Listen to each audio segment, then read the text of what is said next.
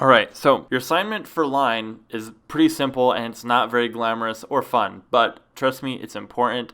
It might be monotonous, but if you can master this and get this done really well, it's going to make your sketches look a lot cleaner and a lot more professional. So it's really simple. Here's what you're going to do. First off, you need to make sure you have a brush that has a pressure sensitivity. So if you draw light, it's thin. If you draw dark, it gets heavier. Okay? So find a brush that has that. It can be any brush. You're going to be practicing the lightness of your hand, right? How much and how little pressure you apply. So the assignment is going to be to start out by drawing one line at full thickness. Okay? I'm going to raise the opacity a little bit, or not the opacity, the size so you can see better. So start by drawing one line, full thickness, okay? And then without changing the brush size, just by using your hand and the pressure of the stylus, you're going to go a little bit thinner, okay? And make sure you want one that has size variance but not opacity variance, right? Okay, so go a little bit thinner, and then a little bit thinner than that, and a little bit thinner than that, and you're going to keep going until you can get as thin as you can. Okay, with that one brush size without changing it. Okay, and do that 10 times. So you do it again. Thick, a little thinner, a little thinner, a little thinner. And I'm going pretty quick, but take your time. Okay, until you can get as thin as you can get. Okay? So you're going to do that.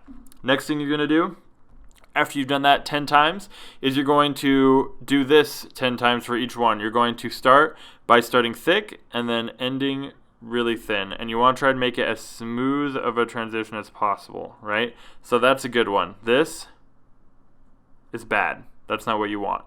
You want it to be from thick to thin, okay? And the faster you can get at doing this, the better, but it takes practice, okay? So that's a bad one. Those last two are pretty bad. Thick to thin. Now, if you need to do it at a different angle to be able to get that effect, you can do that, okay? The next one you're going to do is thin to thick. So you're going to start really light and then get thicker. 10 times, 10 lines for each of those, okay? And then what you're going to do, let's clear this out of the way. Once you've done 10 of thick to thin, 10 thin to thick, and then 10 uniform thickness, gradually getting thinner. After you do 10 of each of those, I want you to do circles. So 10 circles where you start out thin, and it goes thick, and then thin on the other side. Like that. Okay? Do 10 of those. And make sure you take your time. They should look like that. You're not focusing so much on a perfect circle as you are on the line weight and thickness. You're trying to master control of your line weight so that when you're drawing, you don't have to think about it as much, and when you can kind of just work it as you go without having to go back and rework stuff or put a ton of massive amounts of effort and energy into making sure that you get the thickness of your lines right. Okay? So that's the point of this. You want to be able to do quick lines that taper perfectly and change line weight, right? Now it helps to rotate your canvas. So for example, if you're right or left-handed, it might be hard to get that perfect angle from a specific way. Well, the great thing about working digitally is that you can just rotate your whole canvas so that it works in motion with the way you'd normally move your wrist, okay? So don't be afraid to rotate your canvas. So that's the assignment. 10 gradually thinning lines, 10 lines from thick to thin, 10 lines from thin to thick, and then 10 circles that start thin and end thin but get thick in the middle, okay?